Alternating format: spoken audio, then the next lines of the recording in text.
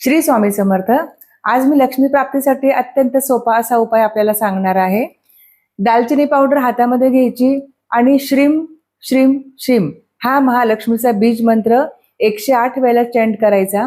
मुख्य प्रवेशद्वाराजवळ जायचं आणि बाहेर उभं राहून आतल्या दिशेने ती दालचिनी पावडर अशी फुकायची आणि आपल्या घरामध्ये प्रवेश करायचा। लक्ष्मी मातेची या उपायाने आपल्यावर अवश्य कृपा होईल। लक्ष्मी प्राप्तीसाठी दुसरा एक सोपा उपाय सांगते। आपल्या घराच्या आग्नेय दिशेला तुळशी मातेची स्थापना करायची आणि रोज संध्याकाळी तिथं एक डिश घ्यायची। त्या डिश मध्ये पिवळ्या मोहरीचं स्वस्तिक काढायचं आणि चांदीची निरंजनी गावरान तुपाचा दिवा तिथे आपल्याला लावायचा आहे। दिवा लावताना अगोदर वातीला थोडी दालचिनी पावडर चोळायची आणि थोडंसं कापूर लावायचं।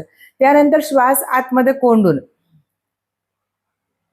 आणि मग तो दिवा लावायचा। दिवा पेटवल्यानंतर परत श्वास आतमध्ये घ्यायचा। श्वास आतमध्ये कोंडून आपल्या मनातली इच्छा 3 वेळेला बोलायची आणि 100% तुमची इच्छा पूर्ण होईल।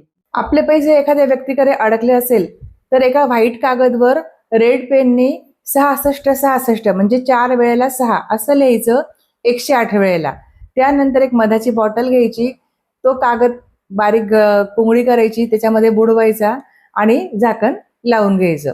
त्यानंतर त्या बॉटलवर ज्याच्याकडे आपले पैसे आहे त्याचं पण नाव लिहायचं आणि आपलं स्वतःचं पण नाव लिहायचं। बॉटल देवघरामध्ये ठेवायची आणि परमेश्वराला विनंती करायची की अमुक अमुक व्यक्तीकडे माझे पैसे अडकलेले आहे, ते पैसे माझे मला परत मिळू दे आणि परमेश्वराचा धन्यवाद द्यायचा।